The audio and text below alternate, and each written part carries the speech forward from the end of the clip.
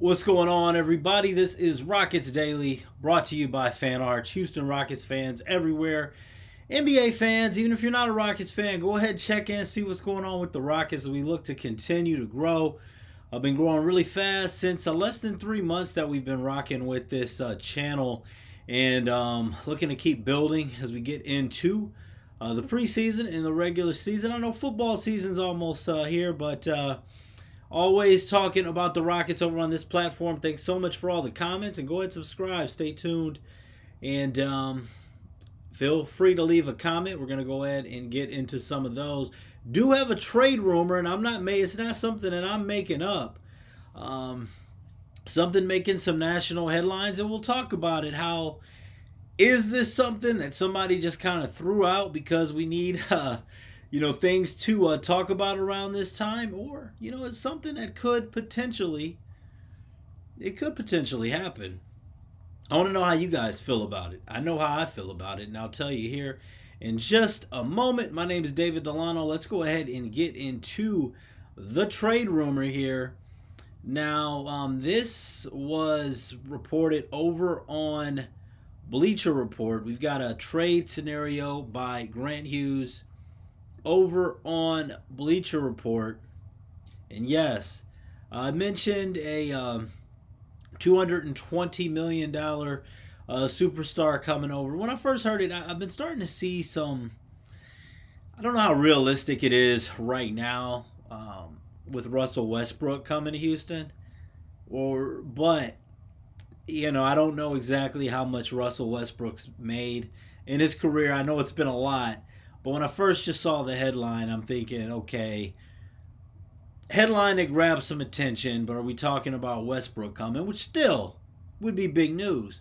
But no, this article and this proposed trade is actually a trade idea to bring Devin Booker to Houston, reunite him with Kevin Durant. I didn't make this trade up. I'm going to let you guys know the trade scenario. Now, the first thing, even if they wanted to make this happen, if both sides wanted to make this happen, Devin Booker can't be traded until January. So, beginning of the season is going to have to play itself out regardless before this trade can happen. But Grant Hughes' proposed trade here would be that the Rockets acquire Devin Booker. That's it. Giving up Fred VanVleet, Reed Sheppard, Steven Adams, Jeff Green, Houston's first round draft pick in 2027, and Houston's first round draft pick in 2029. So giving up 2 first round draft picks. The first round draft pick from the previous year, who was Reed Sheppard, Fred VanVleet, 2 years on his deal. Steven Adams signed a 3-year deal, and Jeff Green. How do you guys feel about this? As I mentioned, Devin Booker can't be traded until January. Now, why it makes sense for Phoenix, the Suns, they got Jalen Green. They're rebuilding. They signed Devin Booker to this huge 2-year contract, I believe. Just record-breaking deal. But getting 2 more future first-round draft picks from Houston, some veterans to kind of help lay the foundation there, get them through now, and then also having Reed Sheppard, and then 2 first-round picks. Depending on how you feel about Reed and how he develops, basically getting 3 first-round picks there for Devin Booker. Who wins and who loses? And I'm going to just give you my opinion on this. Devin Booker, obviously best player in this deal. Usually, the team that gets the best player in the deal wins the trade. We'll have to see how things go into how things look going into January.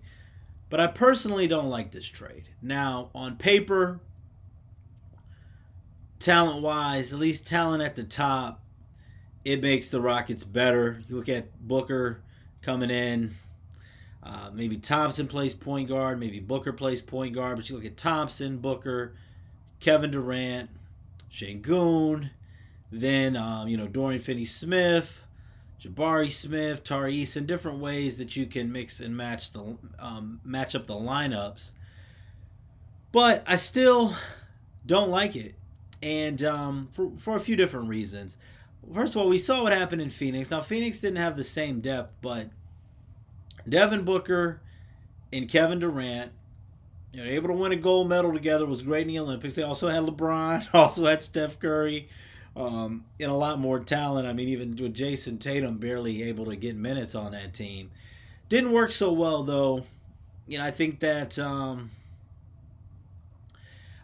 lot of that had to do with the chemistry, Bradley Beal over there in Phoenix. But I don't love the idea of spending that much money to pair Booker back up with Durant when together. I mean, it shows it's not enough just them two together, because they couldn't even reach the play-in, which is ridiculous. And I think that making this trade, at least for me, I think that it would mess up the culture a little bit. It could. And the reason I look at it like that, regardless, and I know everyone's high on this season coming up, and I am too. But we're talking about depth, but this would really, really hurt the depth. We talked about some of the different big lineups, how effective in the postseason it was with Şengün and Steven Adams playing together. Some different options that gives you. Obviously, Fred is very, very important at point guard, and we've talked about. I'm a little concerned personally about some regression that we saw from Fred last season, hoping he could take another step back up, getting a little older and a smaller point guard. And so I've talked about my concerns there, and due to some of my concerns, Reed Sheppard, it's going to really help if Reed Sheppard can take that step forward. You got Aaron Holiday. Now you get rid of Fred and you get rid of Reed. Now you're looking at it's a lot on Devin Booker, who, at point guard, maybe a little bit better fit at Devin Booker, I like him as a player, but you look at that with Aaron Brooks behind, I think that it hurts the depth just a little bit too much. And otherwise, things that go beyond the stat sheet.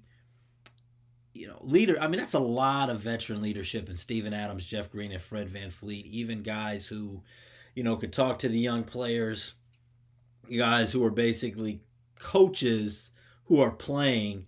Kevin Durant, one of the most incredible scorers in NBA history, he's going to go down as. As far as, vocal leadership, we'll see. But at the end of the day, Udoka's laid this foundation. You bring Durant in. You bring Booker in, both incredible players, but both coming from a losing situation, a team together last year that were far. I mean, you look at Booker and Durant together, they shouldn't have been, you would think on paper, shouldn't have been so far below what we already had last season. So bringing them both back together, Booker coming in mid-season, I think that you're going to take some hits leadership wise. Even though Booker's an outstanding player, he does defend, he's willing to play his role. And you can say, well, Steven Adams, Jeff Green, Fred VanVleet's not as good as Devin Booker, Steven Adams. He had a nice year, but we still got Capella. Jeff Green, he's older, he's not really going to play. And first round draft picks, we'll worry about that later. But for me, I don't like it. I don't like it. Maybe we'll revisit this around when we get towards the holiday season, seeing how things are going, if we're feeling good and exceeding expectations, or if the team is underperforming. And as I mentioned, Steven Adams, Jeff Green being older. Obviously, Fred's not the same player that Devin Booker is, and first round picks. And then the other guy, of course, Talk of the Summer League, talk of the town, talk of the comments. It all comes down once again to, not all, but Reed Sheppard, of course, becoming a dinner time, breakfast time topic as we get ready to dive into this season. And at this point, after this first season, you're wondering, I'm wondering, can Reed Sheppard turn into a Peyton Pritchard, Dante DiVincenzo type player for the Rockets? First of all, you look at Pritchard, who's 6'1". Look at his first season with the Boston Celtics. Came in the league the 2020-21 season. Got to play 66 games, 7.7 points per game that season. Shot 41.1% from three. Obviously had a stronger season than Reed did, but also he did that in 19 minutes. 6.2 points the next season, 5.6 the next season. Then had a breakthrough 23-24 as he got to play in all 82 games for the first time in his career. 9.6 points per game, and then last season 14.3 points per game. Played in 80 games, only started 3. Shot just under 41% from three-point range. So, and you kind of wonder though how quickly it's not really. I guess how much patience is the team really gonna have for Reed to develop? Because if you look at it, now I mentioned Pritchard. He's 27 years old. Reed now only 21 years old. So you're looking at that 6-year age gap of where guys where guys get. And another one, DiVincenzo now, he's 28 years old, so he's got a lot more experience than Reed as well.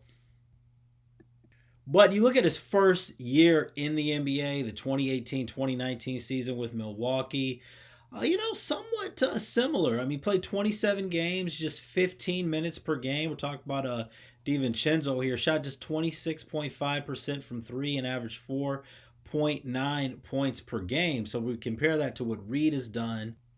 You look at 4.4 points per game in just 12.6 minutes of action. So a little similar. Got a few close in points. Not quite as many minutes. Reed shot 33.8% from three-point range, so he shot better from three. 81.3% from the free throw line. Didn't get to the free throw line much, but better than DiVincenzo was his rookie year from three-point range. Not quite as efficient from the field. Reed, a few more assists, 1.4 compared to 1.1 for DiVincenzo. And also, though, when you look at when we look at the turnovers, really exactly the same. But, now as we look at DiVincenzo, I mean, he broke into the NBA 2018-2019. So now 9 years in the NBA. And when you look at his three-point shooting, I mean, he was with the Bucks spent 4 seasons, 3.5 seasons with the Bucks. Part of a season with Sacramento, really, before he went to Golden State. And then with the Knicks and now the Timberwolves. So just kind of wondering, and I think Reed is on a track to have a solid career. You forget, it's crazy with how young some of these guys are. But I think that for this particular season, it's gonna be interesting with the patience as far as seeing if we're in win now mode. We're all talking championship. But how much do you want to sacrifice? And also with all of these future first round picks still, how patient are you going to be to being like, okay, we're going to hold on to Reed for the future through the ups, through the downs. We're going to hold on to him versus how much are we expecting him to contribute right away? And a great question about looking at Reed through the first 16 games of the season. One thing that I love about this schedule, first 16 games, it's going to be, you don't want to overreact early, but for a guy like Reed Sheppard, it's really going to be a good experience early on because you're taking on Oklahoma City, first game on the road. It's only the first game of the season, but everything, at least on paper, is kind of matching up that it's going to come down to the Rockets and the Thunder in the West, and you're playing them starting off on the road. And then, if it doesn't come down to the Rockets in Oklahoma City, if there's a team most likely to go ahead and disrupt that, you're playing the Denver Nuggets on November 21st, all really within that first 31 days of the season. That's going to be a home game. That's going to be a big game. It's going to be an NBA Cup game. First opening home game, Detroit Pistons, who are going to be tough. A lot of tough games there. I mean, you get to play the Cleveland Cavaliers on the road in those first 16 games. You get to play the Orlando Magic in Houston. Memphis on the road is always difficult. San Antonio on the road is going to be an interesting challenge. You've got Golden State on the road. You've got that opening game or revenge game. We'll see against the Phoenix Suns. So those first 21 games, I think are going to mean a lot as far as whether this is going to be another 13 to 15 minute a game season for Reed, or can he cross over and top that, get to that 18 to 22 minute mark. I think that he's going to get some chances out there. For those of you who think that the Rockets are going to win more than 60 games, I think a lot of that is going to how bad you want that number one seed and how tangible, reachable it is going to be how well does Reed Sheppard perform in those games. How many minutes can we give him? How much of a breather can he give some of the other guys? How much can he stretch the floor? If he could take that step and even get up to that 36-37% range for 3-point shooting on threes, it can really open things up. And I mean, this was a guy who shot better than 50% from three, obviously shorter line in college, and obviously really shooting. You could talk about the shooting, but he's not going to be the main focal point of the offense like he was in the summer league. Really, what's going to determine Reed's minutes is going to be his ability to defend. So that's definitely going to be key. We'll definitely get into that a little bit more, and let's go ahead and take a look here at the 1995-1996 season for your Houston Rockets, as the 94-95 season, for those of you who are alive, those of you old enough to remember, even those of you who don't, if you want to go back and relive it on YouTube, just look at look up at the banners at the Toyota Center. Probably, one of the greatest seasons for the Rockets ever. Second championship, but this one came more improbable than the first one, as I mentioned, only being a number 6 seed. So, had the full season, 95-96, with the Chicago Bulls and Michael Jordan back now for his first full season. This was the season that the Bulls set the single season record for wins until it was broken by the Warriors. But when you look at the fact that the Bulls finished the job and won the NBA Finals that year against the Seattle SuperSonics in 6 games, Bulls were up 3 games to none. SuperSonics won the next 2 games, forced a game 6 that the Bulls won. So we didn't get that Bulls and Rockets finals. And we look at how did things go during the regular season. So Rockets followed it up, and like I said, only went 47-35 during the regular season during the championship year.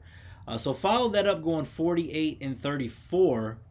Not really a huge drop off regular season wise, because the previous regular season was not that sensational. And the Rockets 6th seed, the championship prior, a little bit of a step up, were the 5th seed this season going in. So you had a lot of the same things happening during the regular season, but Olajuwon played 72 games again, 26.9 points per game, 10.9 rebounds per game. You had Robert Horry played in 71 games, 12 points per game. Sam Cassell, 61 games, all off the bench, 14.5 points per game. You did have Clyde played in 52 games. Clyde Drexler played in 52 games, 19.3 points per game. Mario Ellie, 11.1 points per game for the team that season. Kenny Smith, 8.5. Don't want to keep on rambling stats, but let's kind of look deeper into what happened on this season. But deeper than just those stats, or that you had a lot of guys missing games here or there. Like I said, Cassell, or you had a lot of guys missing 20 games here. You had Clyde missed almost 30 games. A lot of different injuries, but Rockets did go into the postseason overall healthy. And in that first round, as the 5 seed, played the Los Angeles Lakers in the first round. And in that first round, Rockets won that series 3-1. Elijah Wan led the Rockets in scoring in every game that the Rockets won. And the one loss, Cassell led the team in scoring. But the Rockets went ahead and won that series 3-1, wrapping up the series in Houston. Then from there, it was the Seattle Supersonics who were the number 1 seed in the West that season. And things really got off to an ugly start with a 108-75 win in the first 108-75 win for Seattle. Houston would get swept in this series 4-0. So all these games were Supersonic wins. The next 3 games were close, but it wasn't enough. Seattle ended up representing the Western Conference that season and lost to a historic, arguably the greatest team of all time. Definitely in the conversation with the Chicago Bulls. It would have been interesting. One of those debates that always goes on, as far as if the Rockets would have played, would have ran into the Bulls. Elijah Wan, 22.4 points per game in the playoffs, 9.1 rebounds, led the team. Clyde with 16.6 points per game and 7.8 rebounds in the postseason. Unfortunately, this season it kind of became a little bit of an end of an era very quickly, because following this season, just after 2 years and a great start, 3 years. First 2 years both led in championships. This season didn't, but Sam Cassell was traded along with Robert Horry to the Phoenix Suns. Kenny Smith would end up signing with the Detroit Pistons as a free agent. So a little bit of, looking back, some great times with Sam Cassell, Robert Horry, and Kenny Smith. And this season, unfortunately, after back-to-back championships, the season ended with a second-round sweep, but to a great Seattle Supersonics team. But unfortunately, the band got broken up a bit, and we had an aging, Clyde Drexler, who dealt with some injuries at that time, and then Elijah Wan as well. So we'll go ahead to next episode on Monday. We'll go on beyond this to the 96-97 season. Thanks so much for watching Rockets Daily. Feel free to leave your comments and let me know what you think about the trade proposal there. The Reed Sheppard, Steven Adams, Jeff Green, two future first-round draft picks for Devin Booker. Yes or no? Any hypothetical trades you guys got? Go ahead and subscribe. Thanks so much for watching Rockets Daily. Thanks so much for going down memory lane. Every comment is appreciated. Every subscriber, even everyone watching in silence. Thanks so much. Let's go H-Town, be safe out there. Be safe out there in these streets. All good, man. Just even this morning things took a little bit longer than expected. It's crazy out there. Be nice to each other. Cool off on the road rage. I'm talking to you guys in Houston, because Houston, it is a problem here. It is a problem here. Let's be good to each other, man. All right.